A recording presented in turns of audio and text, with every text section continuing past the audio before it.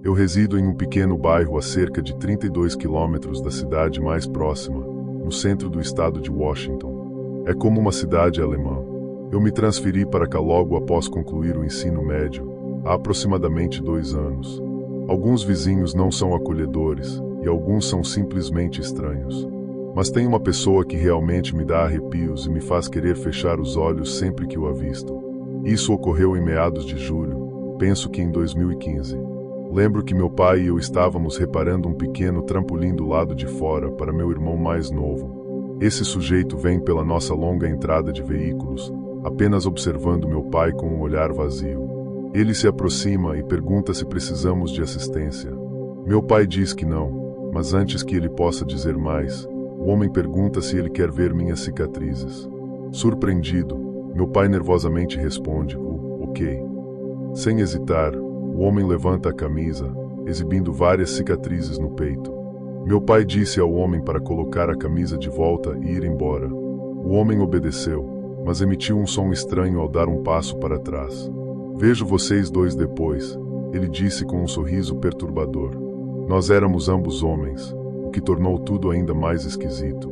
Não foi até novembro de 2016 que eu encontrei o indivíduo novamente. Deixe-me descrevê-lo para você. Ele tinha cabelos castanhos e um pequeno bigode castanho, além de uma cicatriz no lábio superior. Ele era um homem grande, com cerca de 1,95 metros e pesando cerca de 118 quilogramas, e parecia ter entre 40 e 50 anos. Vê-lo novamente foi bastante intimidador. Naquele dia, eu estava dirigindo meu carrinho de golfe quando me virei em direção à minha casa e o vi a cerca de 30 metros.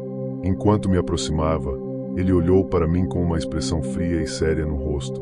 Eu rapidamente desviei o olhar e não olhei para trás, porque senti que ele ainda estava me observando. Eu não via aquele sujeito com frequência, mas sempre que o via, sentia-me um pouco ansioso e um arrepio na espinha. Minha família o chama de Homem da Vaselina, porque ele fica brilhante quando tira a camisa. Ultimamente, ele passou de excêntrico e assustador para realmente aterrorizante. Era perto da meia-noite, e eu estava acordado até tarde, assistindo filmes. Então, ouvi um estrondo forte na minha janela. Fiquei apavorado e pulei de volta na minha cama. Depois de alguns segundos, pensei que poderia ser um pássaro ou algo assim. Dei uma espiada, mas não consegui ver nada, então decidi voltar para o meu filme. Cerca de 5 minutos depois, houve outro estrondo forte na minha janela, ainda mais alto dessa vez. Tentei ignorar e voltar a assistir meu filme, mas então houve outro barulho e outro. Irritado, fui rapidamente até a janela e abri as cortinas. Agora, adivinha quem estava lá? Era o Homem da Vaselina, parecendo realmente bravo e me encarando. Mostrei a ele meu dedo médio e disse para ele ir lá fora conversar comigo. Ele não se moveu nem um pouco da janela e continuou me olhando, como se pudesse ver minha alma. Eu gritei com ele, dizendo para ele ir embora ou eu chamaria a polícia, mas seu olhar era algo diferente, como a expressão de decepção que uma criança faz quando não pode ter um brinquedo ou um videogame. Foi muito estranho, especialmente vindo de um homem grande de meia idade como ele.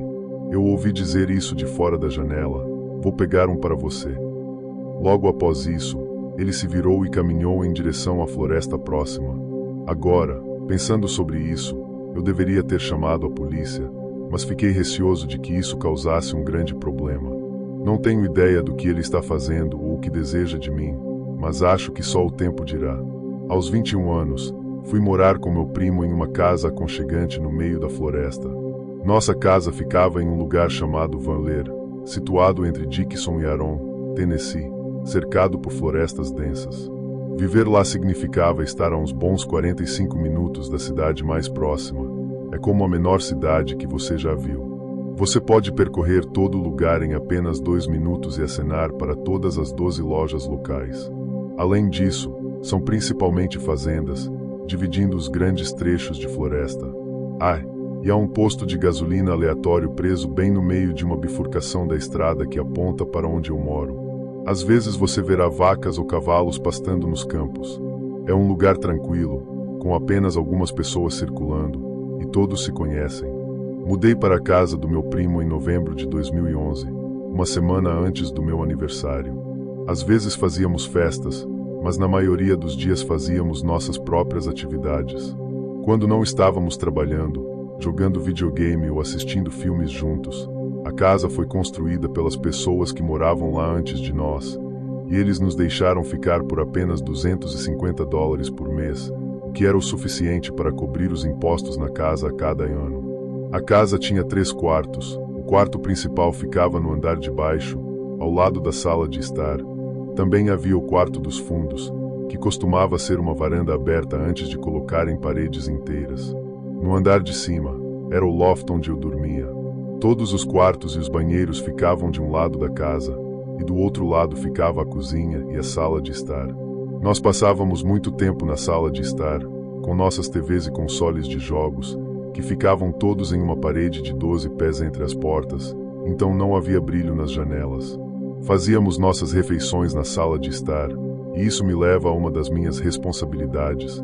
Eu tinha que tirar os restos da cozinha e jogá-los na orla da floresta, a cerca de meio campo de futebol de distância da varanda da frente. Eu fiz isso quase todos os dias por muitos meses após me mudar, porque isso significava que eu não tinha que lavar a louça. Quando ia despejar os restos, eu me acostumei a ver guaxinins, gambás, veados, coelhos, às vezes, até raposas ou coiotes. No começo, os coiotes me deixavam um pouco apreensivo, porque tudo que eu conseguia ver eram seus olhos ou eu ouvia fungadelas e respiração ofegante enquanto caminhava para o despejo. Nada nunca realmente me incomodou. Todos sabiam que, uma vez que eu largasse a comida e fosse embora, seria grátis para eles pegarem. Mas, em setembro de 2012, comecei a ter um novo visitante que aparecia regularmente. Este era muito maior do que qualquer outro coiote ou cachorro. Eu sabia que saí como sempre para jogar fora as sobras do jantar naquela noite, mas estava estranhamente silencioso, sem coiotes uivando, sem guaxinins ou gambás fazendo seus sons habituais. Enquanto eu caminhava, senti os pelos dos meus braços se arrepiarem, mas imaginei que era só porque estava ficando mais frio e talvez por isso houvesse menos animais por perto. Quando cheguei ao local de despejo e despejei os restos, algo realmente grande rosnou para mim, e eu pude sentir isso no fundo dos meus ossos. Então, eu rapidamente terminei de raspar o pote e lentamente me afastei da linha de árvores. Notei um par de olhos amarelados refletindo um pouco à esquerda de onde joguei os restos. Fiquei olhando para ele enquanto me movia para trás, sem tirar os olhos da criatura. Entrei e disse ao meu primo que havia um grande animal lá fora naquela noite. Sugere que mantivéssemos a luz da varanda acesa para observá-lo, caso ele chegasse muito perto da casa. O resto da noite foi tranquilo, mas depois disso, sempre que eu tirava fora os restos, a criatura estaria lá, esperando que eu largasse a comida. Seu rosnado sempre me dava arrepios. Eu nunca vi mais do que seus olhos. Depois de cerca de um mês, ele parou de rosnar quando eu saía, embora eu ainda pudesse vê-lo me observando da floresta. Avançando para dezembro, o chão estava todo coberto de neve e ficou muito frio. Eu continuei dando comida para aquela criatura mesmo quando o Natal chegou. Então, eu e meu primo fomos ficar com a família para as festas e ficamos fora por cerca de uma semana. Quando voltamos, tínhamos muita comida extra. Depois de trazer tudo para dentro e ficarmos confortáveis, meu primo adormeceu no sofá da sala e eu fui para a cama no meu quarto no andar de cima. Naquela noite, acordei com sede e desci para pegar um pouco de água. Enquanto descia as escadas, ouvi um pequeno barulho de batida lá embaixo. Espiando por cima do corrimão e vendo meu primo ainda dormindo no sofá, pensei que talvez houvesse algo na varanda. Às vezes, guaxinins ou perus apareciam, mas quando olhei através das grandes portas de vidro, não vi nada. Estava muito frio, tipo 7 graus, então não abri as portas. Entrei na cozinha enquanto ainda estava de olho nas portas da sala.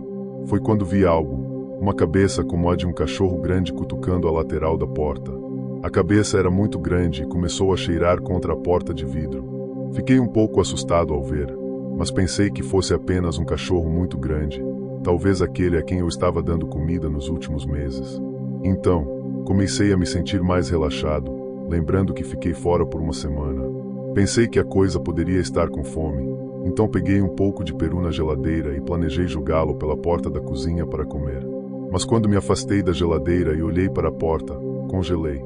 No início, quando vi sua cabeça, ela estava a cerca de 1 metro do chão, mas agora eu estava olhando para o rosto da criatura.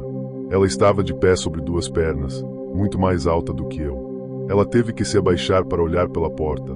Eu tenho 1,80 metros de altura e meu primo tem 1,95 metros. A cabeça dele quase toca o topo do batente da porta. Então, essa criatura tinha facilmente 2,13 metros de altura. Fiquei chocado e não conseguia me mover, realmente apavorado. O que me assustou ainda mais foi que a coisa alcançou a maçaneta da porta de vidro deslizante e começou a puxá-la.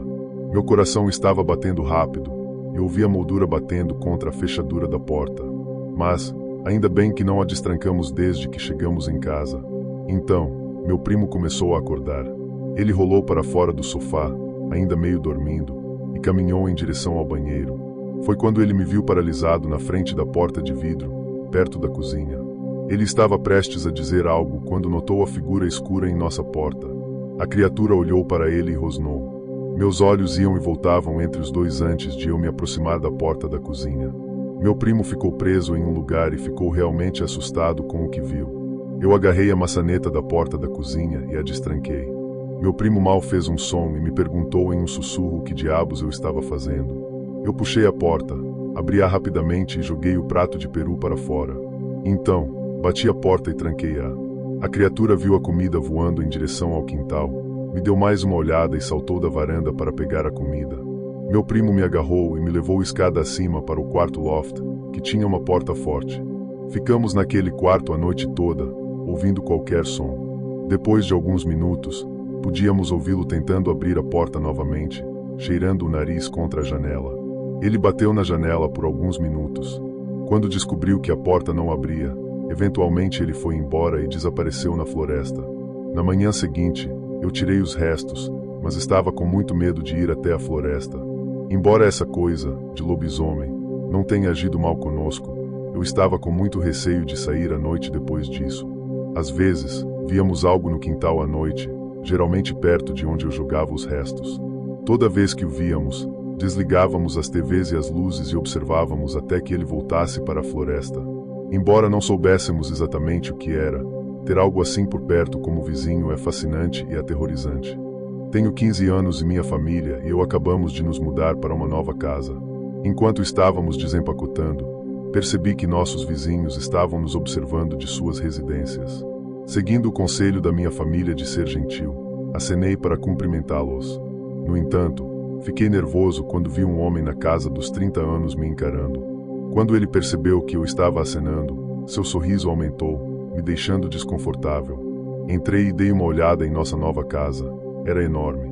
Quando cheguei ao meu quarto, percebi que tinha uma vista muito boa do jardim da frente. A única coisa era que as pessoas de fora também podiam ver o meu quarto. Minha mãe não gostou disso, mas eu continuei discutindo com ela até que ela me deixou ficar com aquele quarto. Já que eram férias de verão, minha mãe continuou me enchendo o saco para sair e jogar beisebol, pois ela realmente queria que eu aproveitasse o clima agradável e fizesse novos amigos na vizinhança. Então, peguei minhas coisas de beisebol e fui lá fora para brincar com meus irmãos e meu pai. Quando olhei para os apartamentos do outro lado da rua, vi o cara de antes. Ele parecia um pouco ameaçador, mas estava sozinho. Perguntei ao meu pai se estava tudo bem em convidá-lo para brincar conosco. Meu pai, que tende a confiar facilmente nas pessoas, disse para eu ir em frente. Então, eu atravessei a rua e fui até o sujeito. Perguntei qual era o nome dele e ele disse que era Austin. Perguntei a Austin se ele queria participar do nosso jogo de beisebol e ele disse que sim, desde que eu estivesse jogando. Nós nos divertimos jogando juntos. Quando o jogo terminou, Austin voltou para sua casa do outro lado da rua, acenando e sorrindo para mim. No dia seguinte, meus pais e irmãos saíram para arrumar mais coisas. Como eu não estava com vontade de ir, fiquei em casa sozinha e decidi desempacotar algumas coisas no meu quarto. Em um momento, lembrei que tinha esquecido de trancar a porta, como minha mãe me disse. Enquanto eu estava indo para a sala de estar, ouvi a porta da frente abrir e pensei que poderia ser minha mãe ou meu pai. Então, eu estava prestes a chamá-los pelos nomes, mas uma sensação estranha me fez parar. Fiquei quieta e me esgueirei até o canto, espiando a sala de estar. Para minha surpresa, não era mamãe ou papai, era Austin. Ele tinha entrado e trancado a porta atrás dele. Assim que percebi isso, fiquei apavorada e corri direto para o meu quarto. Me escondi dentro do meu armário, mas eu podia ouvir seus passos se aproximando. Ele entrou no meu quarto, abriu as gavetas da minha cômoda e começou a procurar. Então, ele saiu do quarto e voltou pelo corredor. Eu espiei para fora do armário e vi todas as minhas roupas íntimas espalhadas no chão. Andei em silêncio atrás dele no corredor, esperando que ele não me visse. Eu realmente queria que ele fosse para outro quarto. Ele se virou e abriu a porta do banheiro. Eu não tinha certeza do que ele estava procurando lá. Assim que o corredor ficou limpo, não perdi tempo e corri o mais rápido que pude pela porta da frente. Então, corri rapidamente para a casa do vizinho próximo. Fiquei tão assustada quando cheguei lá que comecei a chorar e contei tudo a eles. Eles foram muito legais e chamaram a polícia imediatamente. Eles me mantiveram dentro até a polícia chegar. A polícia olhou em volta, mas não conseguiu encontrar Austin. Desde aquele dia, eu não o vi novamente. Quando eu tinha cerca de 10 anos, morávamos ao lado de uma senhora que era um pouco peculiar. Ela tinha cabelos pretos longos e pele muito clara, não saía muito de casa, então a chamávamos de Senhora Vampira.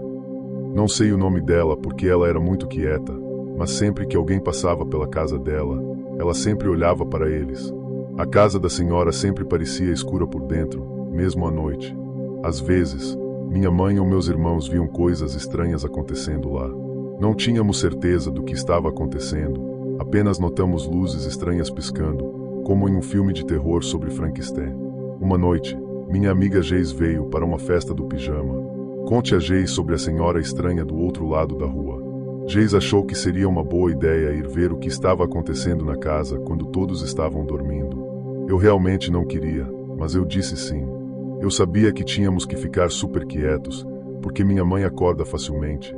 Ela não me deixava sair no escuro na minha idade. De alguma forma, nós escapamos sem fazer barulho. Agora, só tivemos que atravessar a rua para chegar à casa. Geis tentou olhar para dentro pelas janelas. Assim que ela fez isso, agarrou meu braço e disse: Vamos, agora. Ela disse calmamente, mas firmemente: O quê? Acabamos de chegar aqui. O que há de errado? Eu perguntei, enquanto ela me puxava correndo de volta para o outro lado da rua. Ela não me contou o que viu até que estávamos de volta dentro de casa. Uma vez que ela trancou a porta, ela disse que, quando olhou pela janela, viu algo que parecia uma câmera de vídeo com uma pequena luz piscando. Eu disse que deveríamos ir para a cama e conversar sobre isso de manhã. Eu queria poder dizer que foi aí que a história terminou, mas não terminou. Por volta das 3 horas da manhã, Geis e eu ainda estávamos tentando dormir quando, de repente, Geis começou a gritar. Eu tinha um beliche, então subi para ver o que estava acontecendo. Foi quando eu vi a lente da câmera de antes, agora olhando para a janela do nosso quarto. Minha mãe e meus irmãos correram para o meu quarto com as luzes acesas, o que deve ter assustado a pessoa com a câmera. Então, eu disse à minha mãe que alguém estava olhando para dentro. Minha mãe pegou um taco do meu irmão e saiu olhando ao redor por alguns minutos. Quando ela voltou, minha mãe nos perguntou como era a pessoa. Geis e eu só conseguimos descrever a lente da câmera. Não víamos a pessoa, mas em nossos corações sentíamos que era a senhora do outro lado da rua. Embora não tivéssemos nenhuma prova, minha mãe estava brava porque esperamos até de manhã para contar a ela. Como sabíamos que era a mulher, desde então não fomos autorizados a chegar perto da casa dela, e eu ainda às vezes tenho pesadelos sobre o que aconteceu. Alguns anos atrás, eu viajei sozinha, mochilando pela França. Uma mulher de 21 anos, eu fiz uma viagem de um dia para Versalhes, saindo de Paris para ir lá e voltar. Tive que usar 2 trens diferentes, mas, infelizmente, quando estava voltando de Versalhes, a bateria do meu telefone estava muito fraca, apenas em torno de 3%. Então, coloquei meu telefone no modo avião e em baixo consumo de energia. Estava com meus fones de ouvido, embora não estivesse ouvindo nada. Um cara qualquer, vamos chamá-lo de John, veio e sentou ao meu lado. Eu estava caminhando pelos jardins o dia todo e não estava com vontade de falar com ninguém, então fingi que não estava. Não entendi francês. John então pegou o telefone e usou o Google Tradutor, perguntando se eu queria aprender francês. Eu respondi com um simples não, obrigado, e tentei colocar meus fones de ouvido de volta, deixando claro que não estava a fim de conversar. Mas ele continuou me fazendo perguntas pelo telefone. A próxima coisa que ele perguntou foi onde eu estava dormindo. Eu não me senti confortável em compartilhar meus planos reais, Então menti e disse a ele que estava hospedada em um grande hotel com minha família e que estava voltando para eles.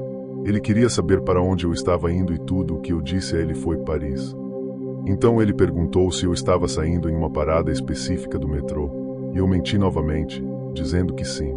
Ele sugeriu que viria comigo. Eu não me senti confortável com isso, então disse firmemente não e interrompi a conversa para evitar mais interação. Eu rapidamente coloquei meus fones de ouvido, sinalizando que eu queria ficar sozinha, ignorando-o completamente.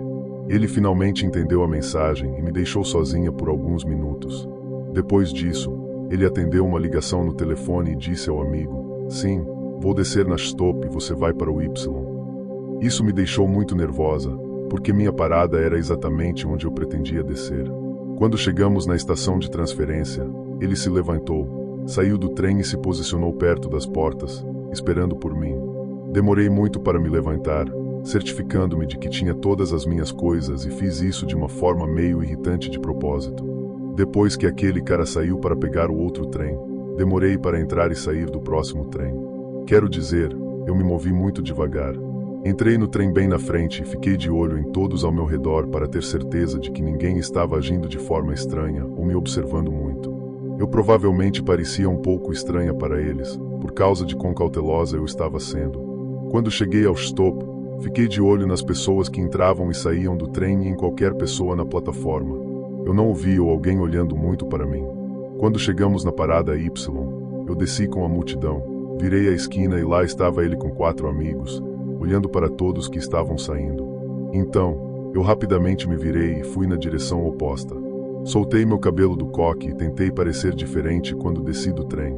Corri de volta ao meu albergue. Fiquei lá e só saía se um dos meus colegas de quarto estivesse comigo. Meu primeiro emprego foi em uma pequena pizzaria na cidade onde cresci. É uma cidade muito pequena, com pouco mais de 1000 habitantes.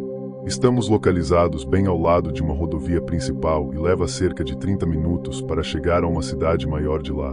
Uma noite, por volta de setembro ou outubro, eu estava trabalhando com outros 2 colegas de trabalho e nosso gerente. O turno inteiro foi bem lento, com poucos clientes. Estávamos encerrando e nos preparando para fechar a loja às 21 horas, quando 2 homens e uma menina de cerca de 7 ou 8 anos entraram na pizzaria.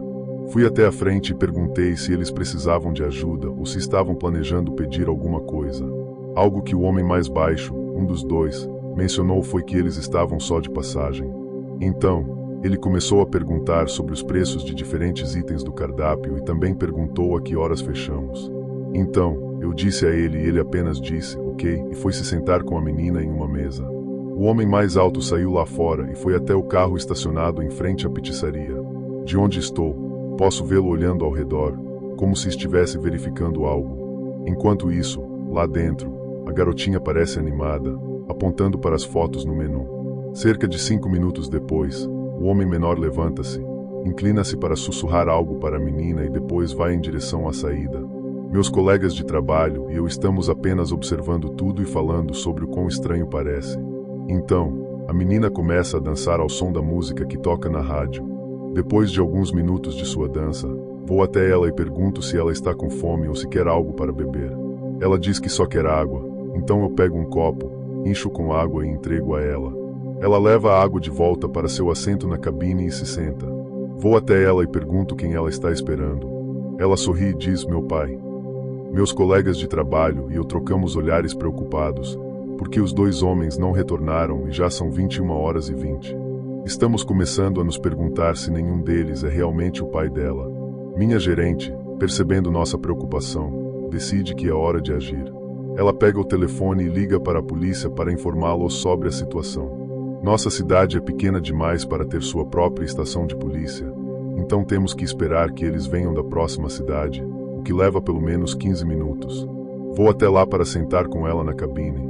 Estou apenas conversando com ela para ter certeza de que ela está bem e que nada dá errado antes de os policiais chegarem. Estamos conversando quando, de repente, ela se levanta e diz que tem que ir meu empresário e eu tentamos dizer a ela que ela tem que ficar no restaurante até seu pai voltar, mas ela começa a chorar e gritar, realmente querendo ir embora.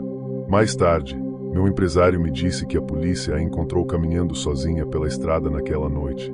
Não ouvimos mais nada sobre o que aconteceu depois disso, Só espero que ela esteja segura.